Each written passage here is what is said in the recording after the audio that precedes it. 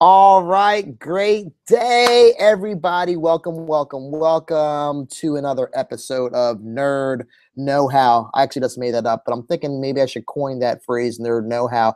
Today, we're going to be talking about something really exciting. We're going to be talking about Google Drive and organizing labels and archiving labels.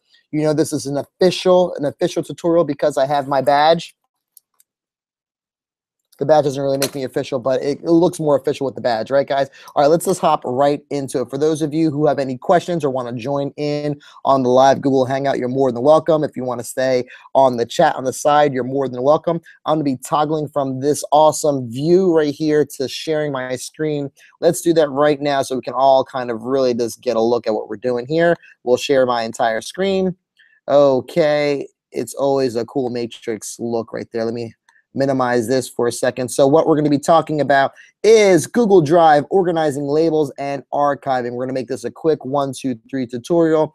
I've done most of the work here in my Google Drive already before we started here today. So first thing that you should notice is most people aren't updated. Make sure that when you're in your Google Drive, you have this new label here. You don't have the word create. And if you don't, let's see. Let me see if I can go back to the old classic view. They took it away. Great. So all of us should already be in the view with the new, okay? So first things first, guys, we're all going to have My Drive shared with me, Google Photos. We're all going to have these labels here on the left-hand side. Here's what I do. When I populate My Drive, what I've done is I've created a master folder. And notice how I numbered it 0, 1. See, what's going to happen right here is everything is going to be in alphabetical order when you create new folders. So the trick is you want to, if you want to organize it in your preference, just number it right here because it also does numerical order and then alphabetical order. That's just a quick little tip here. So as I populate my master folder, you're going to see subfolders within that master folder. So I recommend when you're organizing your Google Drive, you create a folder called master folder. Now, for those of you who aren't working with the school district, obviously this is intended for my school district that I'm working with, but for those of you who are trying to organize your personal Google Drive, this is also a good practice too. You can have a master folder, maybe for business, maybe a master folder for personal. You can kind of organize it the way you see fit. But basically, I've always created a master folder because this will make sharing, which we'll cover in another cast, this will make sharing that much more easier. So as I populate my master folder here,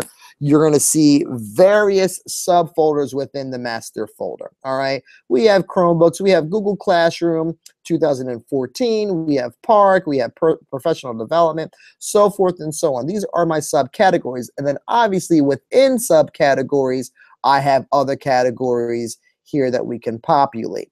Okay, so forth and so on. So how do we create a folder? For those of you who are new on the line, it's pretty simple. It basically goes by clicking this new button. But before we click that button, we want to make sure if you already have folders in there, we want to make sure we have the right folder highlighted.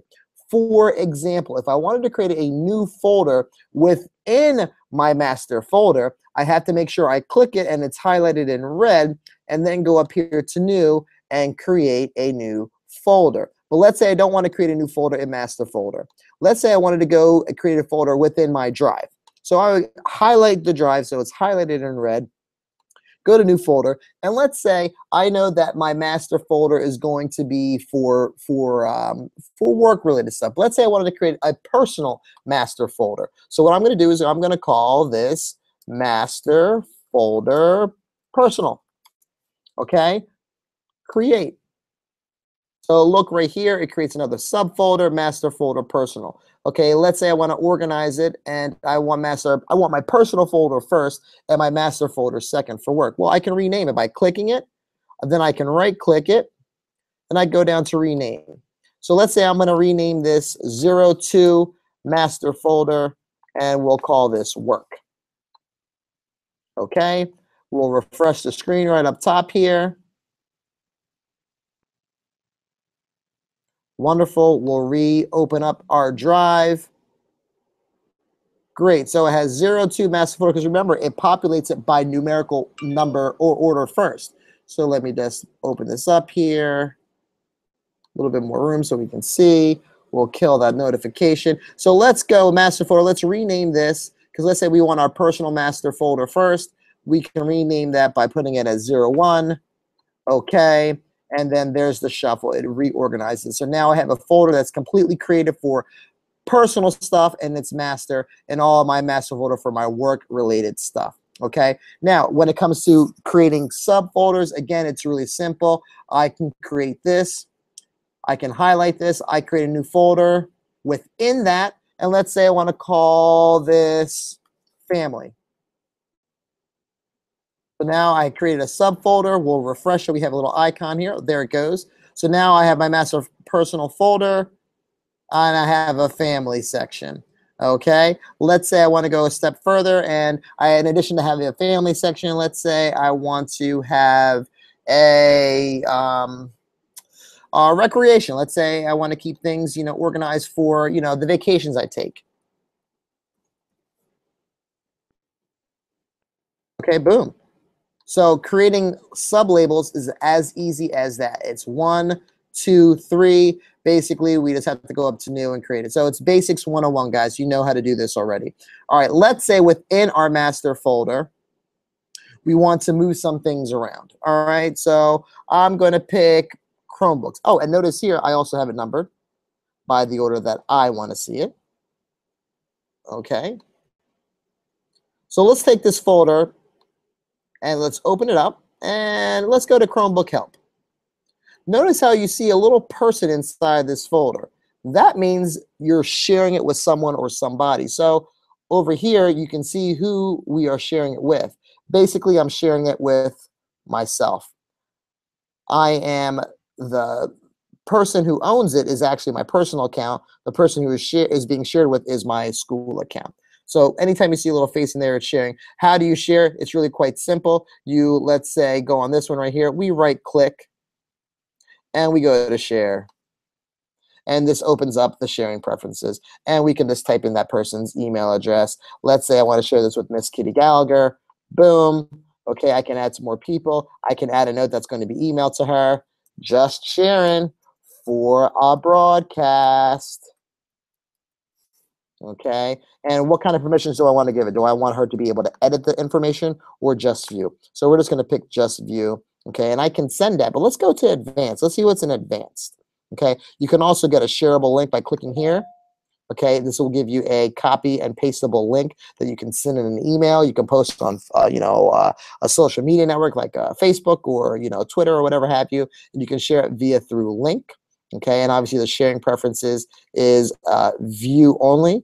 Okay, and right now we're keeping this within our domain, but we have more options here where we can share it publicly. Okay, these are all within the advanced sharing settings. So let's go to advanced here. Okay, basically here right now, this is going to be only anyone in the Mount Ephraim Public Schools that can view this link. Again, I can change that here by going public on the web, anyone with the link, so forth and so on. So I'll just maybe I don't want it on the web. I'll just go anyone with the link can view it. Okay, and I hit save. Great, just sharing a broadcast. There's the message. I want to have this checked, notify people via email. Okay, I can send a copy to myself if I want to. Now listen, down here, this is an important thing that I recently just changed this. Prevent editors from changing access and adding people. This may be something that you want to focus in on. Maybe you don't want the people sharing this to be able to add any other people there, or you can uncheck that, whatever your preference is. Let's go into full view so I can save these changes. Okay, and then I can go ahead and send to Miss Kitty Gallagher. So now she's going to get a notification that she has viewing rights to this folder that I shared with her, and we're going to be done with that, which is great. So again, that's my quick tutorial on, oh, you know what? Let's talk about archiving. We haven't talked about archiving. So all this information here in my master work folder, all this info, guys, let's refresh. All this info is basically 2014, 2015 stuff. Okay, literally everything in here is 2014, 2015. So let's create another folder. Let's archive it. Okay, we could do one of two things. We can rename this folder master folder work 2014-15. Okay, let's do that. So let's right click it, rename. master folder, work, 2014, 2015. Okay, great. So there it is. But now I want to create a new folder up here. Go up here, create a new folder. Oh, let's make sure we're highlighting the right one. Make sure we highlight my drive, because if I would have done that, I would have created a folder in here. Make sure we highlight my drive, new folder. We're going to name this O2, master work, master folder, work. We're going to name this 2015, 2016. Create. There it is. Obviously, I don't want to have two O2s next to each other, so I'll go here. I'll rename this. We'll make this number 3. It reshuffles the order. So there we go. I have my master folder from 2014 and 15. That's my archive stuff. I still want access to this stuff. I'll come to that later. Now I have my new working folder that I'm going to create a whole bunch of subfolders in as we eventually move forward. So hopefully you got some value out of that, guys. Let me minimize this. Hopefully you got a lot of value out of that. You know, again, Fabian Brown, Mount Ephraim School District. If you have any questions, email me. Do a little comment in the YouTube folder. Hopefully you got some value, and I'll catch you on the flip side. Make it an awesome day. Take care.